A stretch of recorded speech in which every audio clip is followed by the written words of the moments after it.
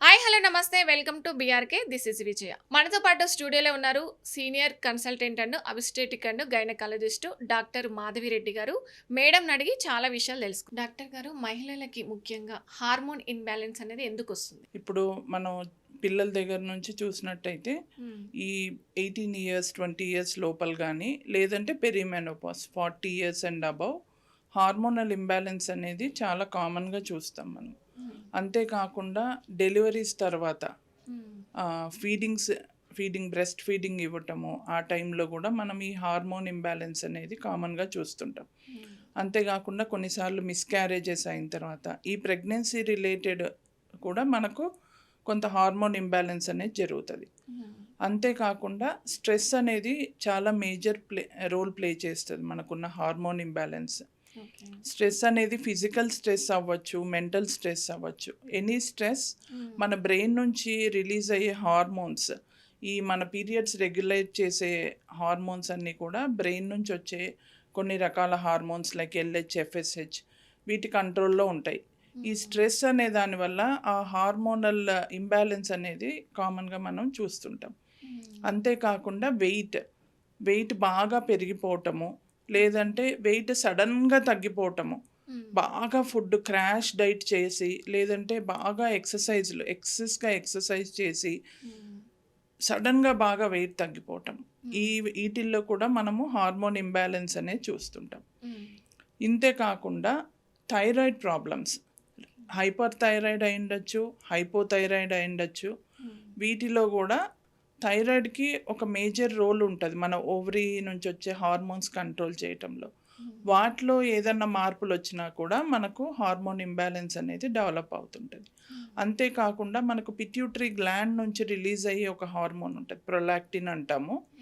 ఈ prolactin hormone కూడా కొన్ని రకాల కండిషన్స్లో లైక్ స్ట్రెస్లో కూడా బాగా పెరుగుతుంది. అంతేకాకుండా పీసీఓఎస్లో కూడా ఈ ప్రొలాక్టిన్ పెరగచ్చు. అంతేకాకుండా ప్రొలాక్టిన్ పెరిగే కొన్ని రకాల ట్యూమర్స్ కూడా ఉంటాయి. సో ఈ ప్రొలాక్టిన్ హార్మోన్ వల్ల కూడా మనకు హార్మోనల్ ఇంబ్యాలెన్స్ అనేది డెవలప్ అవుతుంది. అంతేకాకుండా కామన్గా ఓవరీస్కి సంబంధించి మనం చూసినట్టయితే ఇందాక మనం చెప్పుకున్నట్టు పాలిసిస్టిక్ ఓవేరియన్ సిండ్రోమ్, ఓవేరియన్ సిస్ట్లు ఉండటం కానీ వీటన్నిటిలో కూడా మనం హార్మోన్ ఇంబ్యాలెన్స్ అనేది చూస్తుంటాము. ఇంకా నిద్ర సరిగ్గా లేకపోవటం కూడా మేజర్ రోల్ ప్లే చేస్తుంది.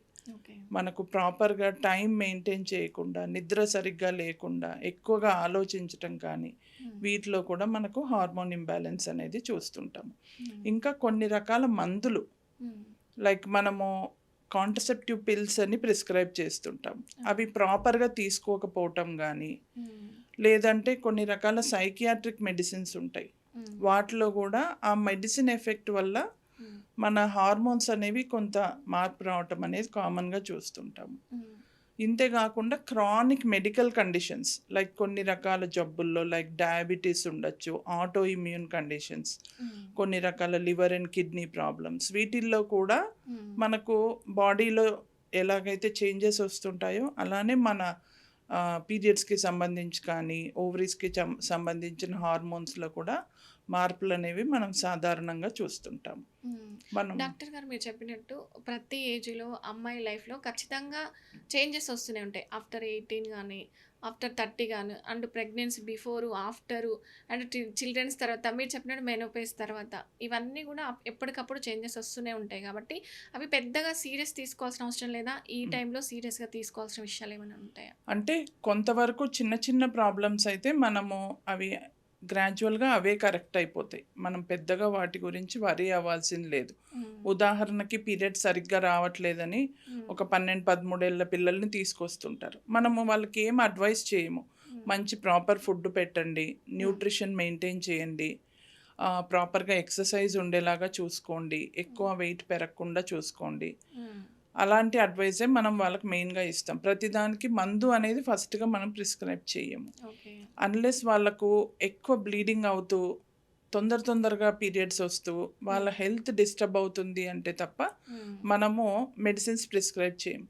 ఏజ్ పెరిగే కొద్దీ గ్రాడ్యువల్గా మన బాడీ అదంతకదే కరెక్ట్ అయిపోయి వాళ్ళు నార్మల్ అవుతారు. ఈవెన్ ప్రెగ్నెన్సీ తర్వాత కూడా అంతే.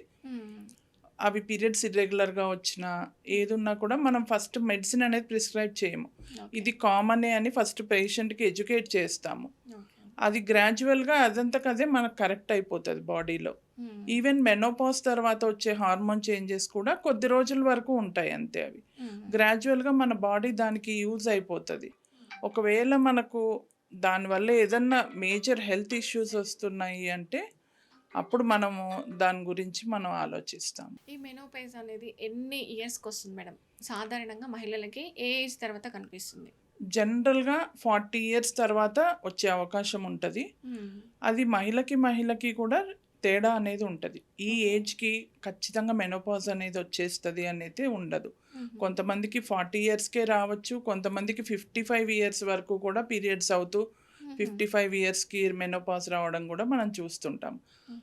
అది ఒక జనరల్‌గా ఇంత ఏజ్ ఖచ్చితంగా వస్తది అని మనం చెప్పలేం. బట్ కామన్‌గా చూసినట్టయితే హ్మ్. 45-55 ఇయర్స్ మధ్యలో మనం మెనోపాజ్ అనేది చూస్తుంటాం.